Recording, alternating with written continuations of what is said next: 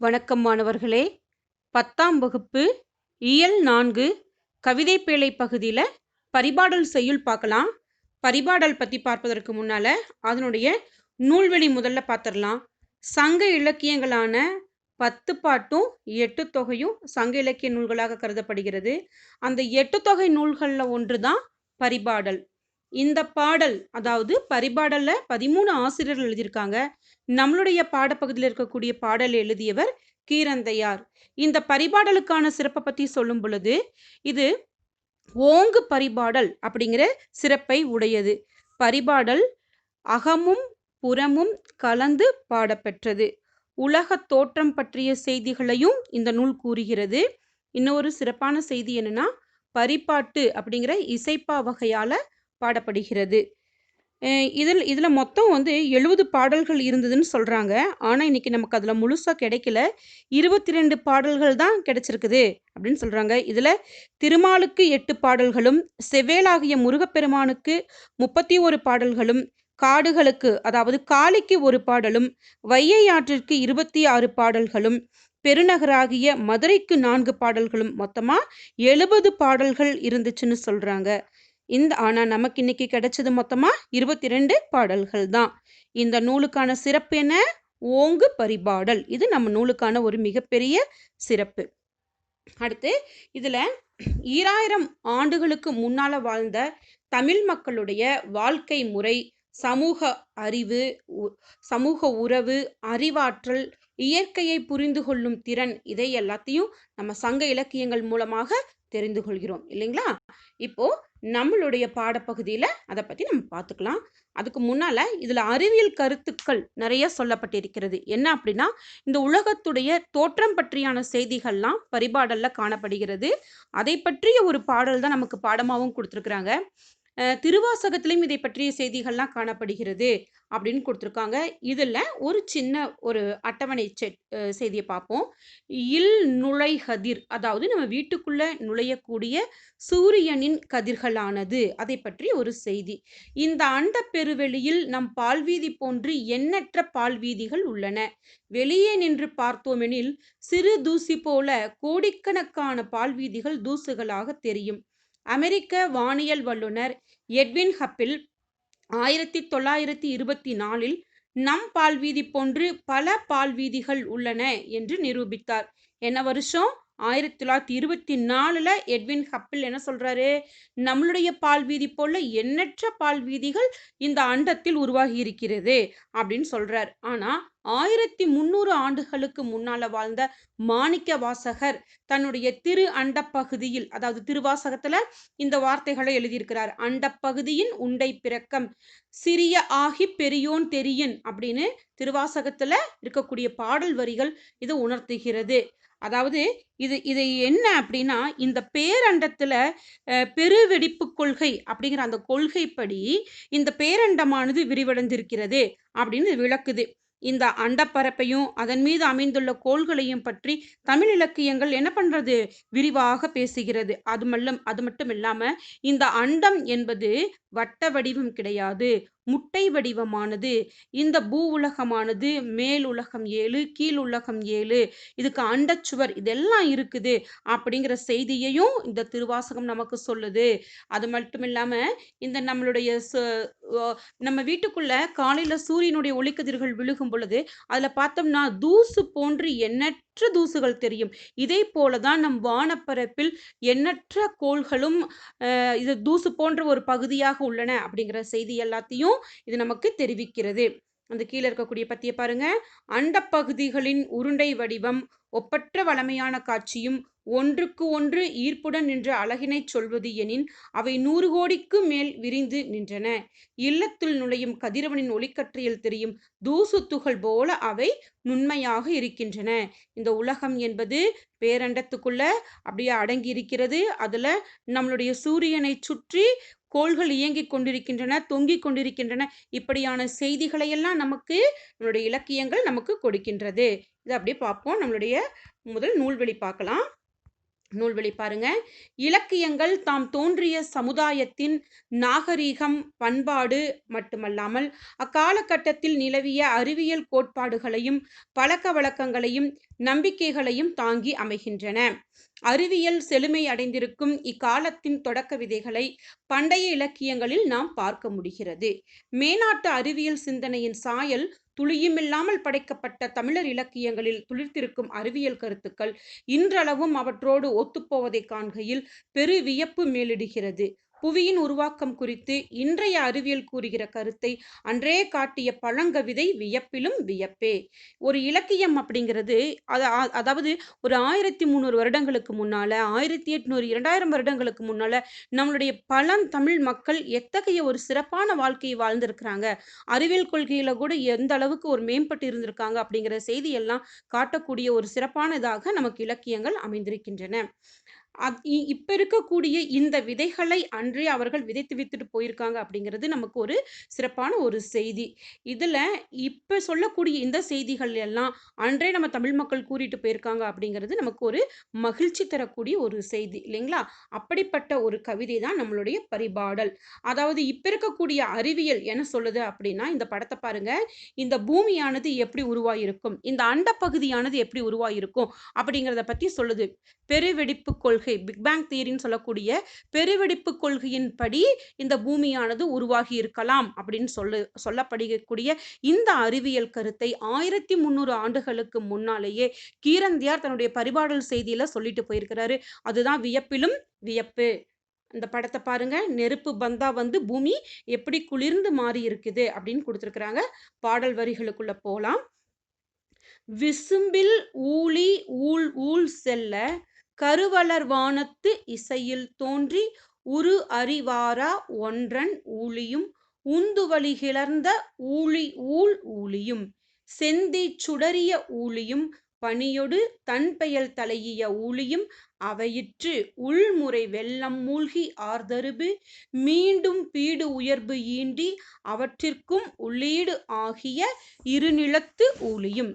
பாடல் வரிகள் படிப்பதற்கு கடினமாக இருந்தாலும் கூட இதில் இருக்கக்கூடிய பொருள் மிக மிக துல்லியமான ஒரு அறிவை நமக்கு காட்டுகிறது. எப்படி அப்படின்னா, இன்னைக்கு தான் நம்ம சொல்றோம் பிக் பேங் தியரி அப்படின்லாம் சொல்றோம். ஆனா பேரண்ட பெருவெடிப்பு கொள்கை அப்படின்னு இலக்கியங்கள் தெளிவாக நமக்கு சொல்லிட்டு போயிருக்கு இல்லையா?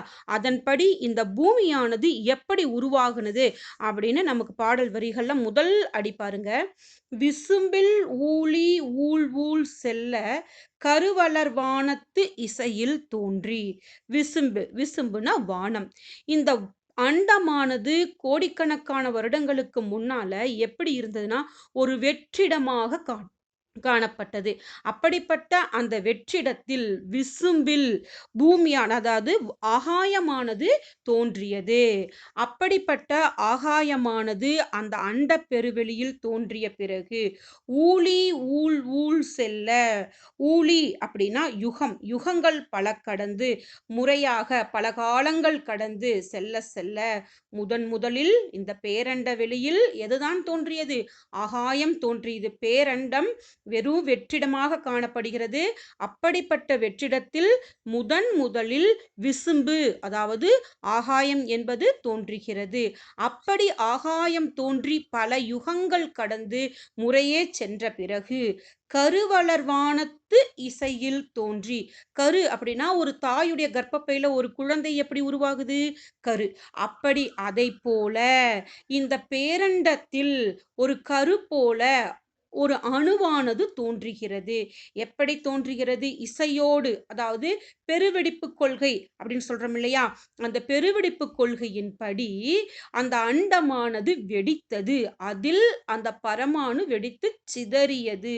கருவளர் வானத்து இசையில் தோன்றி. அந்த வெடித்த சத்தம் ஒலி இருக்குது இல்லையா? அதைத்தான் என்ன சொல்றாங்க? கருவளர் வானத்து இசையில் தோன்றி. அப்படிப்பட்ட அந்த பரமாணு அணுவானது வெடித்து சிதறிய போது உரு அறிவாரா ஒன்றன் ஊழியும். முதல்ல வானம் தோன்றிடுச்சு. வானம் தோன்றிய பிறகு பரமாணுவானது பெருத்த சத்தத்துடன் வெடித்து தோன்றியுள்ளது. அடுத்து ஐம்பூதங்கள்ல அடுத்து என்ன வருகிறது? உரு அறிவாரா ஒன்றன் ஊழியும் உந்து வழி கிளர்ந்த ஊழி ஊழ் ஊழியும். உரு அறிவாரா, அதாவது இப்ப காற்று காற்று தான் உருவமே இல்லாத ஒன்று, உருவத்தை அறிய முடியாத ஒன்று. நீர் கூட நம்ம எடுத்து எந்த பாத்திரத்துல வைக்கிறோமோ அதுக்குள்ள அந்த தன்மையை பெற்றிருக்கும். ஆனா காற்றை என்ன பண்ண முடியாது?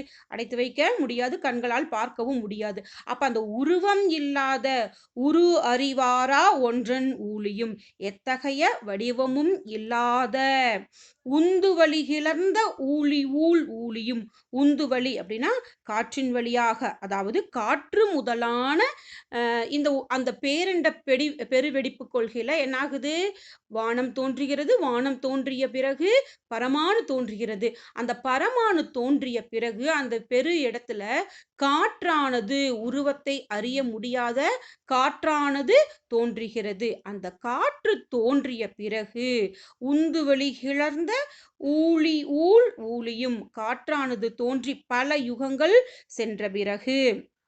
காற்று அப்படின்னா ஒரு காற்றுக்குள்ள ஒரே ஒரு வாயு தான் இருக்குமா அப்படின்னா பல்லாயிரக்கணக்கான வாயுக்கள் இருக்கும் இல்லையா? உங்களுக்கே தெரிஞ்சிருக்கும். இப்ப சூரியன்ல இருந்து நம்ம பூமி பரப்புல இருந்து பல்வேறு விதமான வாயுக்கள் நம்ம இந்த காத்துல கலந்துருக்குதுன்னு நம்ம பார்க்குறோம் இல்லையா? அப்படிப்பட்ட இந்த வாயுக்கள் எல்லாம் இந்த காற்றின் பரப்புல பரவி அந்த இடத்துல காணப்படுகிறது. அந்த மாதிரி காற்றானது தோன்றியதுன்னு நம்ம பார்த்துருக்கோம். என்னென்ன பார்த்துருக்குறோம்? முதலில் வான்வெளியானது, இந்த அண்டமானது வெற்றிடமாக காணப்படுகிறது. அப்படிப்பட்ட வெற்றிடத்தில் வானம் தோன்றுகிறது. வானத்தில் பெருவெடிப்பு சத்தத்துடன் பரமாணு தோன்றுகிறது, ஒரு இசையோடு தோன்றுகிறது.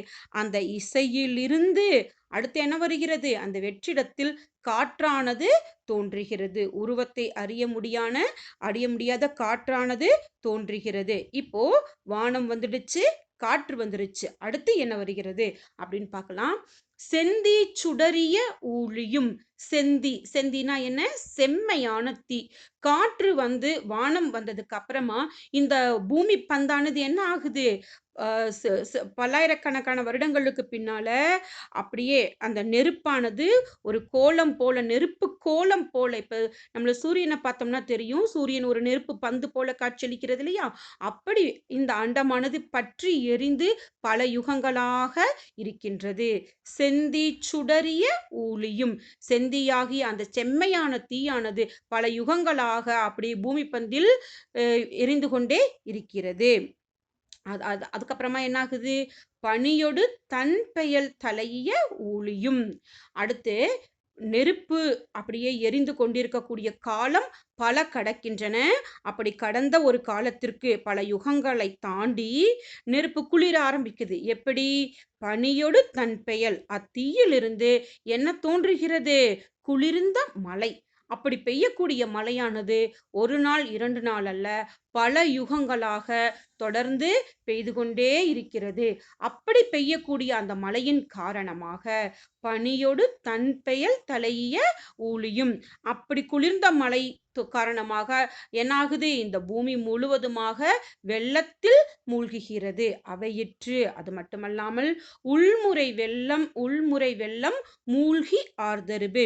அப்படி என்னாகுது? வானம் வருது, வானத்துல வெற்றிடமாகி பரமாணு தோணுது, பரமாணு தோன்றதுக்கு அப்புறம் காற்றுக்கு அப்புறமாக என்னாகுது?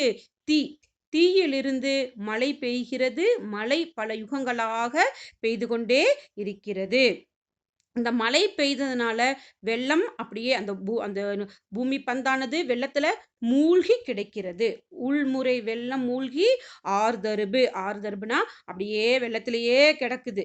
மீண்டும் பீடு உயர்வு ஈண்டி, அதுக்கப்புறமா அது என்ன ஆகுது? அந்த நீர்ப்பரப்பிலிருந்து கொஞ்சம் கொஞ்சமாக நிலமானது தோன்ற ஆரம்பிக்கிறது. அவற்றிற்கும் உள்ளீடு ஆகிய இரு நிலத்து ஊழியும். இவ்வாறாக என்னாகுது? நிலமாகது தோன்றுகிறது. இப்படி என்னென்னலாம் வந்திருக்குது? முதலாக வானம் தோன்றி, வானத்திலிருந்து காற்று, காற்றிலிருந்து தீ தோன்றி, தீயிலிருந்து நீர் தோன்றி நீரிலிருந்து நிலம் தோன்றியதே என்று இந்த பூமியானது எப்படிப்பட்ட தோற்றம் பெற்றது என்பதை பல்லாயிரக்கணக்கான ஆண்டுகளுக்கு முன்னாலேயே நம்மளுடைய கீரந்தையார் சங்க இலக்கியங்கள் வாயிலாக கூறி சென்றிருப்பது நம்ம தமிழருக்கு கிடைத்த மிகப்பெரிய ஒரு சிறப்பான செய்தி. இதைத்தான் இன்றைய அறிவியலும் கூறுகிறது இல்லையா? அந்த காலத்துல எந்த ஒரு விதமான வசதிகளுமே இல்லாத அந்த காலத்துல இந்த பேரண்ட பெருவெடிப்பு கொள்கையை பத்தி நம்ம புலவர்கள் எப்படியெல்லாம் ஆராய்ந்து சொல்லியிருக்காங்க அப்படிங்கிற ஒரு செய்தி நமக்கு மிகவும் மகிழ்ச்சி தரக்கூடிய ஒரு செய்தியாக விளங்குகிறது. இந்த படத்தை பார்த்தோம்னாலே நமக்கு தெரியும் இந்த பூமியானது எப்படியெல்லாம் தோற்றம் பெற்றிருக்கிறது என்று. சரிங்களா? நன்றி.